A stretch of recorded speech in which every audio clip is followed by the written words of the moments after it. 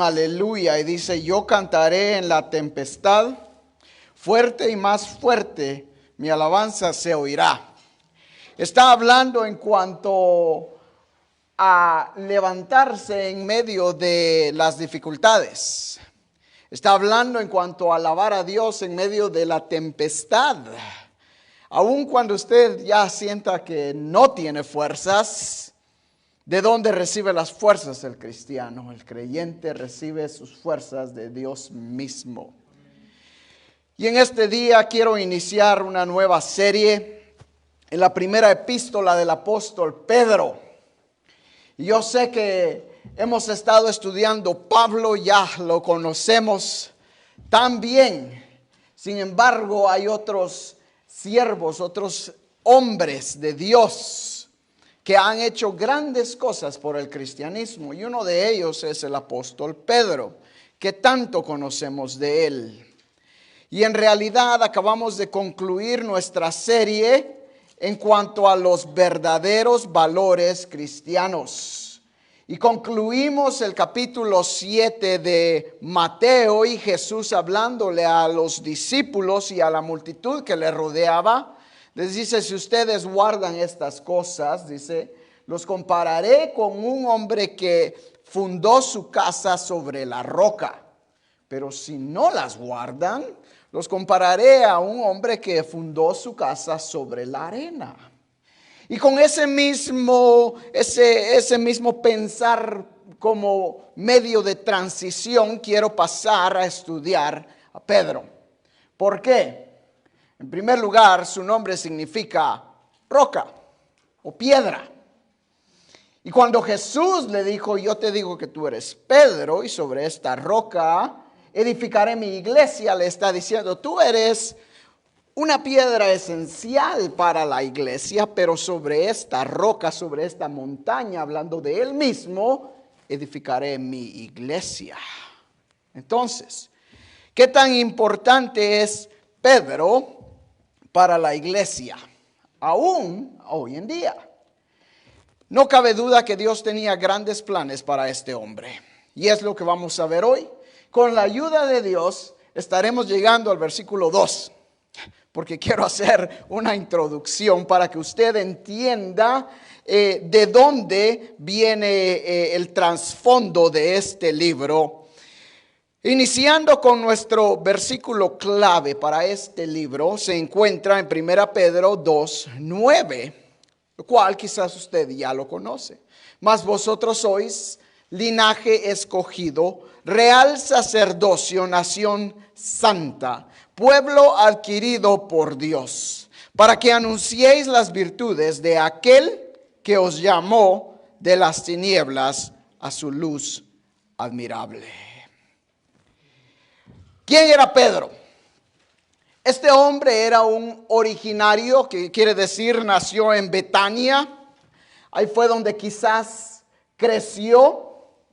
Se movió después a vivir en Capernaum, quizás a la orilla del mar de Galilea. Era donde él pasaba su tiempo. De acuerdo a Juan capítulo 1, versículo 40 al 42, él fue uno de los primeros discípulos, junto con su hermano Andrés.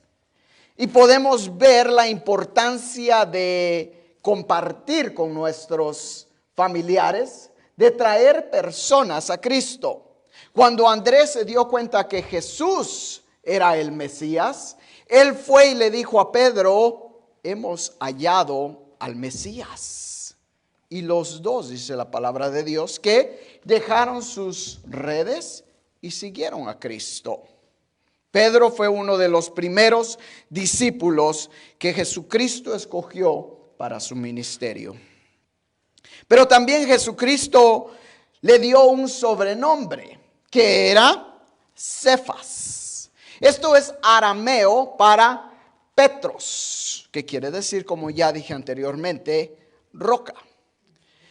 Su nombre era Simón, ese era su nombre hebreo, Simón de Jonás, o Shimón Bar Jonás.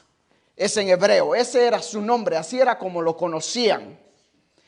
Cuando Jesucristo le cambió el nombre y empezó a tratarlo de Cefas, quizás algunos decían, ¿quién es Cefas? O es Simón, el hijo de Jonás. Y Jesucristo constantemente hacía eso. Cada uno de sus discípulos, él les puso otro nombre. Y podemos ver aún en la antigüedad, en el Antiguo Testamento, cuando Dios cambia el nombre de Abraham para Abraham, ¿verdad? Y así Dios ha cambiado el nombre de muchos, incluyendo nuestro nombre, dice la palabra de Dios, que nos dio un nombre nuevo. ¿Cuál será su nombre en el cielo? ¿Cómo le llamará Dios a usted en el cielo? Este es mi hijo tal. Esta es mi hija tal. Nos ha dado un nombre nuevo. Un nombre que viene de Él. Una nueva naturaleza en Cristo Jesús. Sabemos que su oficio era pescador. De acuerdo a Mateo 4:18, no vamos a ver todas estas citas por falta de tiempo. Como dije, simplemente quiero que usted entienda el trasfondo de este libro. Ahora, algo importante era que en estos tiempos, bueno, y quizás aún hoy, los pescadores se consideraban unos de las personas más bajas en la clase social. Se les consideraba que no tenían mucha educación. Es por eso que cuando Pedro empieza a predicar en Hechos, todos los líderes de la sinagoga, los fariseos, todos los líderes saduceos, le decían, bueno, ¿y tú de dónde sacaste todo esto? Si no eres del vulgo, eres uno que no tiene nada de educación. Eres un pescador. Y lo veían como algo de menos. Comparado con Pablo, Pedro no tenía el fundamento teológico que Pablo había conocido a su temprana edad. Sin embargo, la sabiduría de Pedro venía directamente del conocimiento que Jesucristo le había dado estando con él. Él tomó lo que él había aprendido de Jesucristo y lo pasó a la iglesia. Y vamos a ver a través de este libro cómo Pedro habla y menciona muchas de las cosas que Jesucristo mismo nos enseñó. Hablemos un poco en cuanto a su carácter. ¿Quién era Pedro? Bueno, en primer lugar, era un líder. Era un hombre impulsivo. ¿Qué quiere decir eso? Actuaba y después se daba cuenta de lo que había hecho. ¿Conoce a una persona así usted? ¿Conoce a alguien así? Que regularmente hacen las cosas y después, quizás no lo hubiera hecho. O quizás lo hubiera hecho diferente. No sé qué está pasando con esto, Roberto. Sigue sonando. Un hombre impulsivo, pero que esa misma característica lo hacía que él tomara un lugar de líder entre los discípulos. Y cada vez que los discípulos tenían que tomar una decisión, quizás, Pedro, ¿qué dices tú? ¿Qué hacemos? ¿Le decimos al maestro o no? ¿Y qué decía Pedro? Digámosle, yo le digo. Yo tomo la iniciativa y yo hablo con él, ¿verdad? Ese era Pedro. Típicamente hablaba más de lo necesario. Por ejemplo, en una ocasión, cuando Jesucristo empezó a hablar en cuanto a lo que le esperaba y lo que él iba a sufrir, Jesucristo dijo, es necesario que yo vaya y me entregue y que sea prácticamente crucificado y sea torturado por los líderes del templo. Y dice la palabra que Pedro lo tomó por un lado y le dijo, Jesús, ven, vamos a hablar. Te voy a decir algo. No es necesario que vayas. ¿Por qué vas? Tú no tienes que pasar este sufrimiento. ¿Y qué le dijo Jesús? apártate de mí, Satanás, me eres estorbo.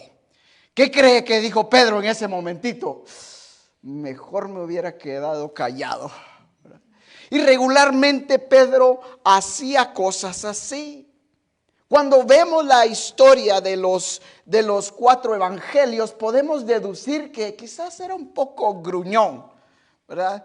Cuando vinieron a arrestar a Jesús, dice la palabra que sacó su espada y le cortó la oreja a Malco, ¿verdad? Siempre enojado, siempre buscando pelearse con alguien, no podía quedarse callado.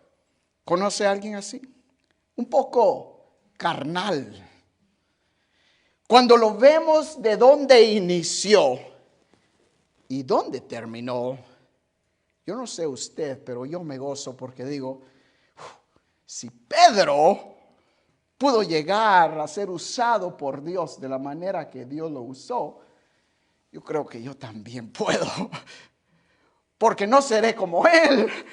Tendré quizás algunas de las mismas debilidades. Pero este Pedro era de carácter fuerte. Sin embargo, Dios cambió su carácter. Su fe era algo en realidad ejemplar.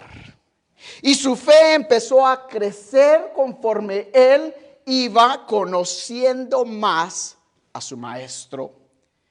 Y ahora sí quiero que vamos a empezar a ver unas citas. En primer lugar, sabemos que él era uno de lo que conocemos como de los 3, ¿verdad? Los 3 íntimos de Jesús. Era Pedro, Santiago y Juan. Los 2, Santiago y Juan, eran hermanos. Y Pedro, que era prácticamente el líder de los 12 discípulos. A estos 3 Jesús constantemente los apartaba. Por ejemplo, en Marcos capítulo 5, versículo 37, les voy a dar unas citas y si gustan ir conmigo, no pierdan su lugar ahí de Pedro, porque vamos a regresar. Y estas citas son importantes para que conozcamos y veamos la fe de este hombre, cómo creció y cómo llegó él a entender el llamado de Dios. Marcos 5:37. Este es el pasaje donde Jesús resucita a la hija de Jairo. Versículo 37, después de haber explicado, darnos la historia de la mujer que tocó el manto de Jesús, dice la palabra, versículo 37. Desde el 35, mientras él aún hablaba, vinieron de casa del principal de la sinagoga diciendo, tu hija ha muerto, ¿para qué molestas más al maestro? Pero Jesús, luego que oyó lo que se decía, dijo al principal de la sinagoga, no temas, cree solamente. Y no permitió que le siguiese nadie, sino Pedro, Jacobo y Juan, hermano de Jacobo. Y vino a la casa del principal de la sinagoga y vio el alboroto y a los que lloraban y lamentaban mucho. Y entrando les dijo, ¿por qué os alborotáis y lloráis? La niña no está muerta, sino duerme. Y se burlaban de él. Mas él, echando fuera a todos, tomó al padre y a la madre de la niña y a los que estaban con él. ¿Quiénes eran? Pedro, Jacobo y Juan.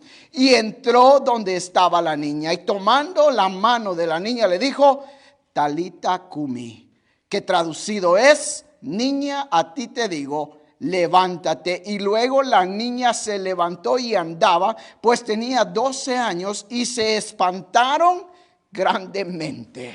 ¿Puede imaginarse usted a los discípulos? Por primera vez ellos ven a alguien resucitar. Y ven a este hombre que acaban de conocer, que ellos empiezan a conocer y empiezan a creer. ¿Será este el Mesías? ¿Será este el que esperamos? ¿Será este de veras el que Juan nos dijo que él es el Mesías? Y están los 3 ahí y están viendo a Jesucristo resucitar a esta niña.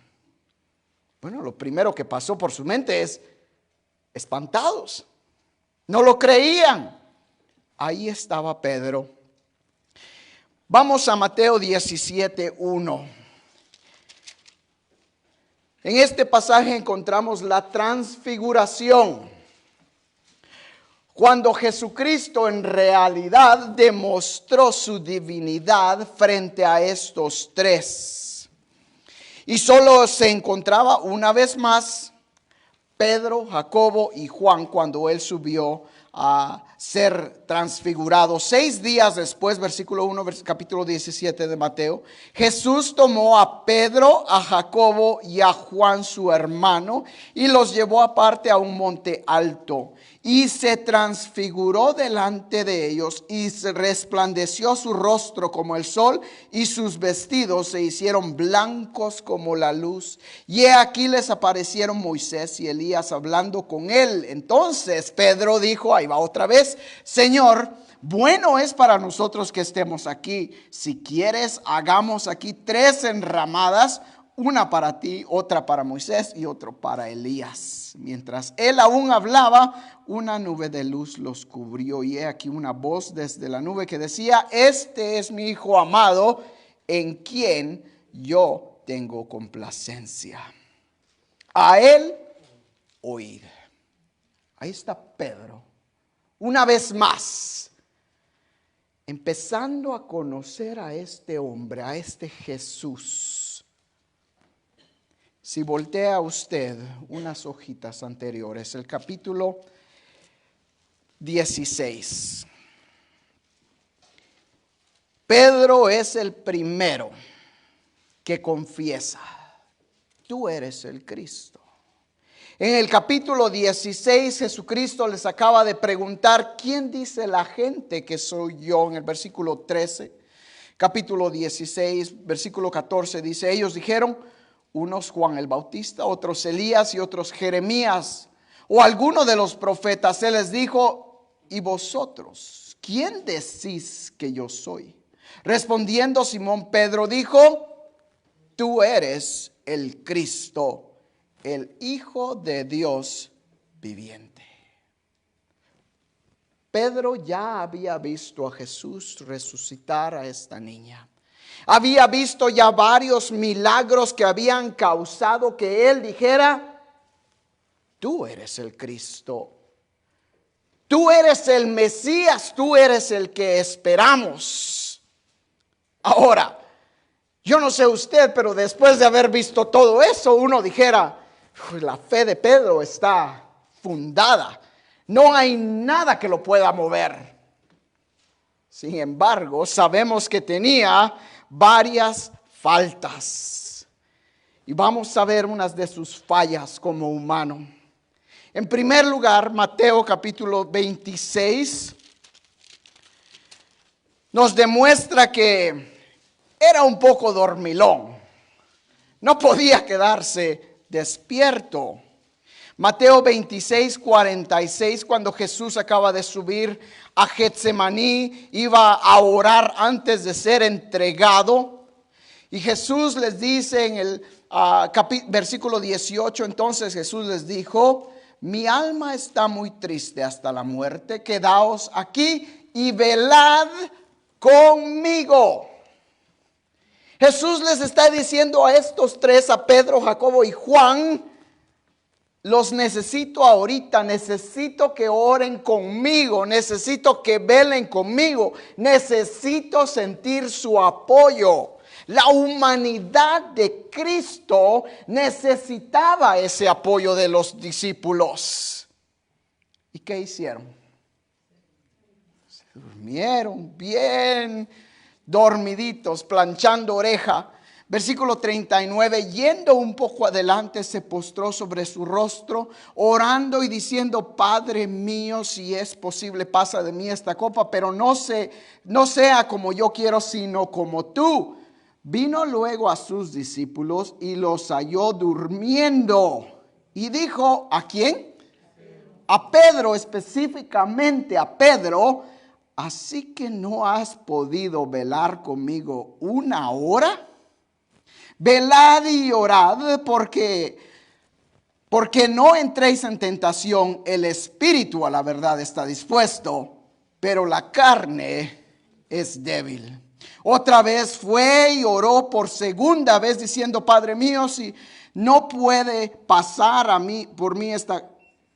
Padre mío, si no puede pasar de mí esta copa sin que yo la beba, hágase tu voluntad. Vino otra vez y los halló durmiendo, porque los ojos de ellos estaban cargados de sueño. Ahora uno tiene que entender algo. Los discípulos tenían que haber estado cansados. Acababan de preparar la última cena del Señor. Yo no sé si usted ha tenido familia en su hogar, pero qué cansado es, ¿cómo se dice? Atender, gracias. Atender a la gente cuando llega a la casa. ¿Verdad que empieza uno a limpiarlo todo? Y está la gente y uno está atendiendo. Y de repente, ok, bueno, ya se van. ¿Y qué hace uno? Gracias a Dios, todo salió bien. No se quemó la comida, todos están bien. Ya, todos a descansar, ¿verdad? Bueno, aquí los discípulos eso hicieron. Habían preparado la última cena y Jesús estaba disfrutando. Habían comido, habían orado, habían cantado. Y Jesús les dice: vamos a orar. Jesús, ¿por qué no nos dormimos un rato? Oramos mañana. Y se los lleva a los tres: Pedro, Jacobo y Juan. Ahí vamos a la oración. Y no era oración de 5 minutos, oración de 1 hora. Quizás ya era la medianoche, no sabemos. Caminaron hasta el lugar donde iban a orar. Dice, arriba a la montaña fueron a orar, cansados, ya después de un día entero de servicio.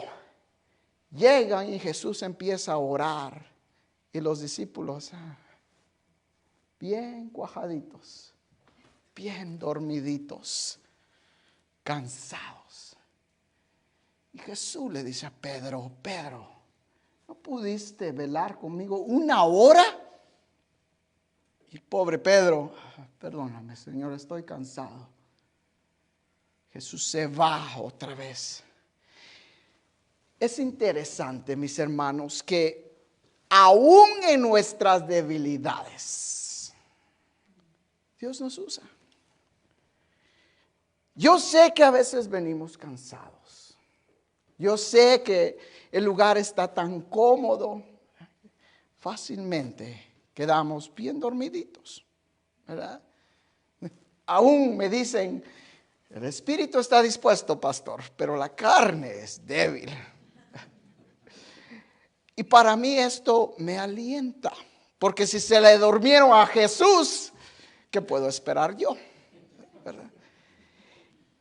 Pero mis hermanos, Jesús no le dice a Pedro: ya levántate, dormilón, ¿verdad? Simplemente les dice: velad y orad, oren conmigo, velen conmigo. Y se va y los discípulos vuelven a quedarse dormidos. Esto era una falla de ellos, era una falla de Pedro mismo.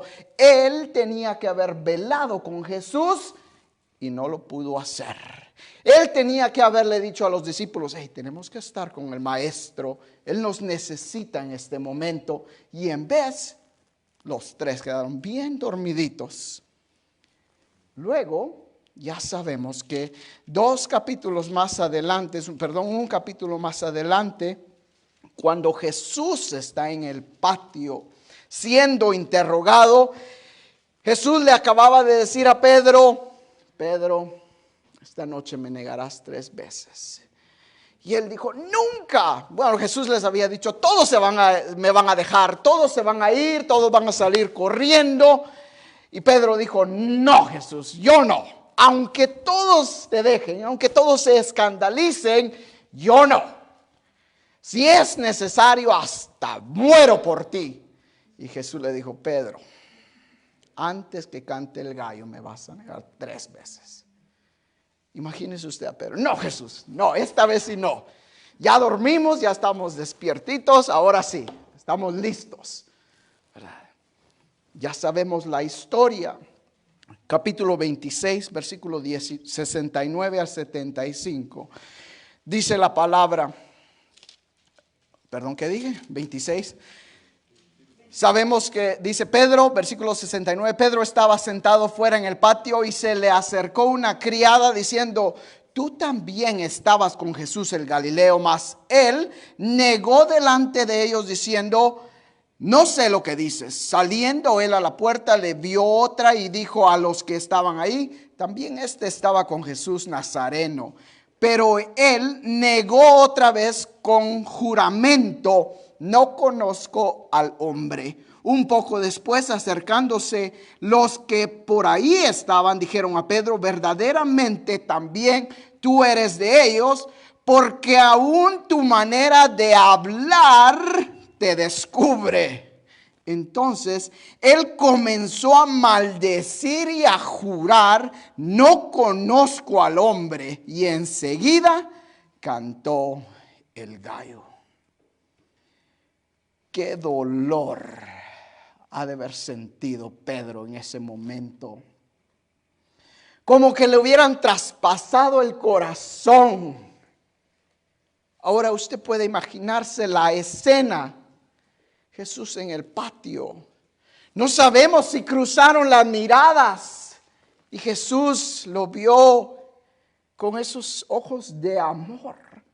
No diciéndole: te lo dije, sino que diciéndole: aún te amo, aún te amo.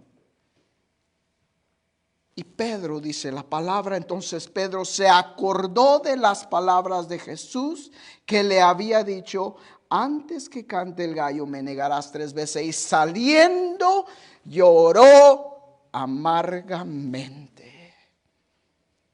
Cada vez que canta el gallo en la casa, yo me imagino al pobre Pedro. Qué recordatorio todos los días. Ahora ese recordatorio puede ser un recordatorio de cómo él le falló a su maestro, o puede ser un recordatorio de cuánto le amó su maestro. Yo no sé usted, mis hermanos, pero yo cuando me acuerdo cómo le he fallado a mi Señor, digo: Señor, gracias porque me amas tanto. Me amas tanto que has olvidado mis pecados. Has olvidado cada vez que te he fallado y me has perdonado. ¿Cómo no le voy a poder servir? ¿Cómo no voy a pasar cada día de mi vida tratando de agradarle? Quizás como Pedro, no le voy a fallar una vez, no le voy a fallar 2 veces, 3, 4, 5. Le voy a fallar una infinidad de veces, y una infinidad de veces Dios me va a decir: aún te amo. ¿Cómo no vamos a servir a ese Dios de la manera que Él nos ha amado? Y aún así, Dios le llama y le da un trabajo que para mí es wow. A Pedro lo escoges para alentar a las ovejas, si apenas se puede quedar despierto. ¿Por qué no escogió a Juan?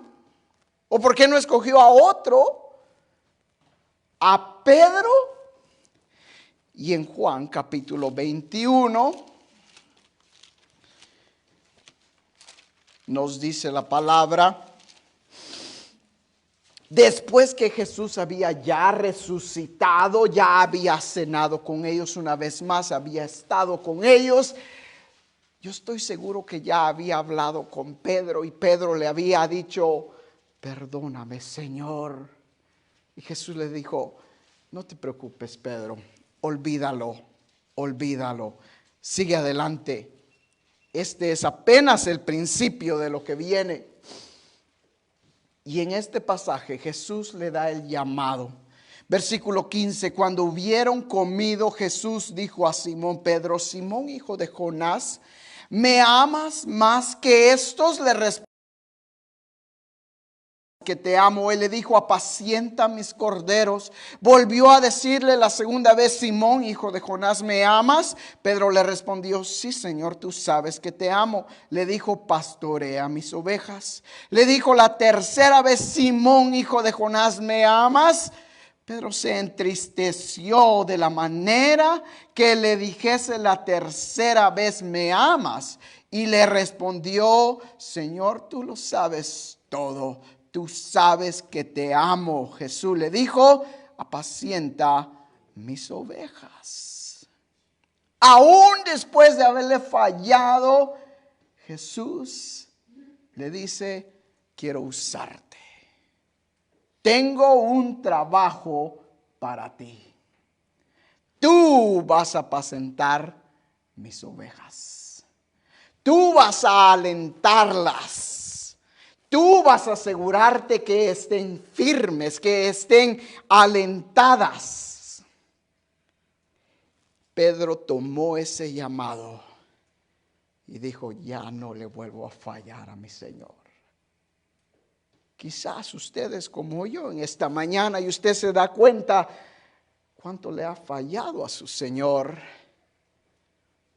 Pero Jesucristo nos llama y nos dice: todavía sí, tengo un trabajo para ti. Tengo un llamado para ti. Te necesito en esta área. ¿Qué vamos a hacer? ¿Vamos a responder como Pedro? Y es así como Pedro toma ese llamado de alentar a las ovejas. Y lo encontramos en esta carta. Vuelva conmigo a Primera de Pedro. Ahora está hablando ese mismo Pedro que lo hemos conocido rápidamente. Y está hablando en el versículo 1, Pedro, apóstol de Jesucristo. En primer lugar, ya vimos que no siempre fue un apóstol. Le tomó tiempo, le tomó años para llegar ahí. La fecha es aproximadamente el año 60 a 62 después de Cristo, cuando él está escribiendo esta carta. Es probable que lo está haciendo desde Roma.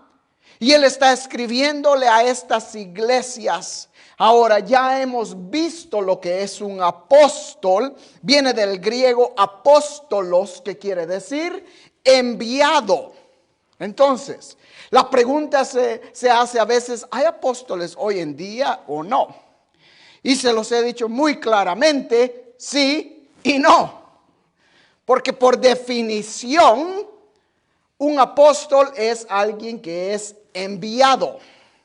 Usted y yo hemos sido enviados por Jesucristo ¿a qué? A predicar el evangelio a toda criatura. Entonces, en el término general de la palabra, todos somos apóstoles porque hemos sido enviados. Pero el término apóstol que se utiliza aquí solo es aplicable a los 12 discípulos, a los 12 apóstoles. Era algo hermoso ser apóstol de Jesucristo. Y sabemos que mucha gente le siguió. Quizás cientos de personas le siguieron. Sin embargo, él solo escogió 12. Y dice la palabra en Apocalipsis capítulo 21 que los pilares o las columnas de la Nueva Jerusalén tienen los nombres inscritos de cada uno de los apóstoles. Imagínense, estamos hablando de la fundación de la Nueva Jerusalén, sostenido por el testimonio de estos 12 hombres. Pedro fue uno de ellos. Y aquí nos está diciendo Pedro, apóstol de Jesucristo. Ellos no usaban el título de apóstol como algo por el cual ellos se sentían orgullosos. Al contrario, era un título de humillación, un título de servidumbre, un título que ellos decían: yo no me merezco este título, pero Cristo me lo dio. Ahora, si usted habla con personas donde iglesias que practican el apostolado, el apóstol tal, simplemente eso ya hace perder todo su significado. Así es de que hay apóstoles hoy en día, sí y no. En el sentido de los 12 apóstoles, no. Absolutamente y rotundamente no. No hay apóstoles. Del significado de ir y ser enviado, pues sí. ¿Me explico? Y está hablando y dice a los expatriados de la dispersación en Ponto, Galacia, Capadocia, Asia y Bitinia. Está hablando de la región al norte de Jerusalén, donde Pablo estableció estas iglesias. Ahora usted tiene que ponerse a pensar lo que estaba pasando en estos tiempos. El emperador Nero acababa de ser inaugurado. En el año 58 él fue inaugurado como emperador. Él empezó a perseguir a los cristianos. Pablo ya estaba pasando persecución. Pablo había sido el fundador de estas iglesias. Las iglesias se enteraron lo que Pablo estaba pasando y obviamente necesitaban ser alentadas por alguien. Y aquí Pedro se enfoca en esta área y en esta carta a estas iglesias y trata de alentarlas. Y les dice que el sufrimiento es necesario para la victoria. Y ese es el tema en sí de esta carta. Alentar a estas iglesias. Y nos sigue diciendo el versículo 2. Elegidos según la presciencia, no presencia, presciencia de Dios Padre en santificación del Espíritu para obedecer y ser rociados con la sangre de Jesucristo, gracia y paz os sean multiplicadas. Y pasa a hablar rápidamente, a hacer mención en cuanto a la Trinidad. ¿Se da cuenta usted que 30 años después que Jesucristo había ascendido, ya esta doctrina estaba siendo enseñada en la iglesia? Y hay muchos que dicen, la Biblia no menciona Trinidad, no aparece en la Biblia. Pero obviamente lo vemos que era una doctrina, una enseñanza que ya estaba circulando en la iglesia. Y aquí Pedro nos recuerda lo que es en sí la Trinidad. Tres seres perfectamente unidos en su divinidad con diferentes funciones. Eso es la Trinidad. Ahora, yo no sé usted, pero mi mente es tan limitada que no lo puedo comprender. No lo entiendo. Cada vez que me pongo a tratar de estudiar y leer, he leído tantos libros en cuanto a la Trinidad que me quedo, ay, Señor, I don't get it. No lo entiendo. Simplemente me ha dicho, no tienes que entenderlo, solo tienes que creerlo y aceptarlo. Pero nuestra naturaleza como humanos dice, no, tengo que entenderlo. Porque si no lo entiendo, entonces, pastor, ¿qué es lo que creo? No está solo. Créame que han habido muchos teólogos que se han hecho la misma pregunta, pero si usted encuentra a alguien que le dice, oh, yo entiendo la Trinidad perfectamente, ¿qué quiere saber?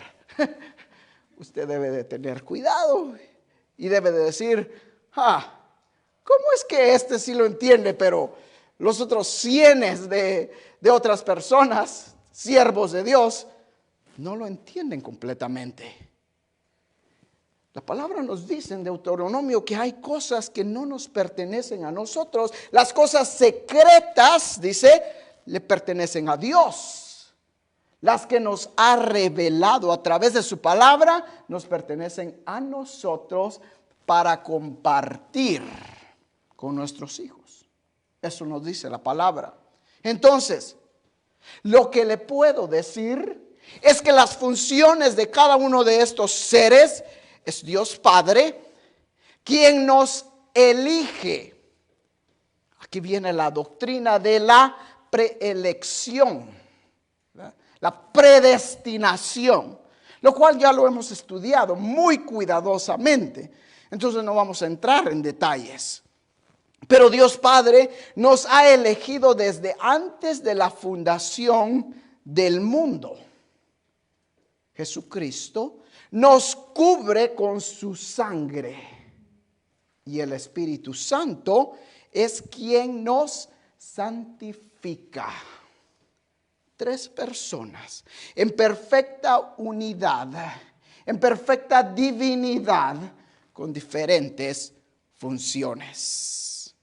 Y eso es lo que Pedro está hablando aquí. Hablamos tanto de Pablo que hasta se me confunden los nombres. Pedro está hablando a la iglesia. Ustedes, dice, han sido elegidos según la presciencia de Dios Padre en santificación del Espíritu para obedecer y ser rociados con la sangre de Jesucristo. Gracia y paz os sean multiplicadas. Nótese que dice Pedro, ustedes, hay una razón por las que han sido elegidos y santificados. ¿Para qué? Para obedecer. Aquí lo dice muy claramente, en santificación del Espíritu para obedecer y ser rociados. ¿Para qué ha sido usted santificado? Para obedecer. ¿Obedecer qué? Obedecer el mandato de Dios. Obedecer lo que Él nos diga. Pudiéramos seguir, pero no lo vamos a hacer porque prefiero que se me queden con hambre y no que se me empachen. Así es de que, si usted quiere continuar esta lectura, hágalo en su casa esta semana y con la ayuda de Dios seguiremos este hermoso libro. Apenas hemos empezado a destapar esto, a descubrirlo, y conforme Dios nos dé licencia, estaremos sumergiéndonos en la palabra y vamos a ver estas doctrinas tan importantes que este libro nos ha dejado. Así es de que incline su rostro y vamos a orar. Señor, te agradecemos, Padre, por este siervo que tú llamaste, que tú escogiste. Pedro, un hombre impulsivo, un hombre que quizás nosotros jamás nos hubiéramos imaginado que él hubiera llegado al lugar donde tú lo usaste, de la manera en que tú lo usaste. Pero mi Dios, nos gozamos en pensar que de la misma manera que lo usaste a él, tú quieres usarnos a nosotros. Y ahora, mi Dios, queremos dejar nuestras vidas y queremos pedirte que tú nos ayudes a obedecer el llamado que tú nos has dado, a obedecer a cualquiera cosa que tú nos des, que tú nos digas, cualquier mandato, que estemos dispuestos a aceptarlo y a obedecer. Gracias por habernos elegido Gracias por habernos santificado y gracias por habernos cubierto con la sangre de tu Hijo Jesucristo. Bendícenos, guárdanos, llévanos a casa con tu paz, con tu bendición. En tu nombre oramos. Amén.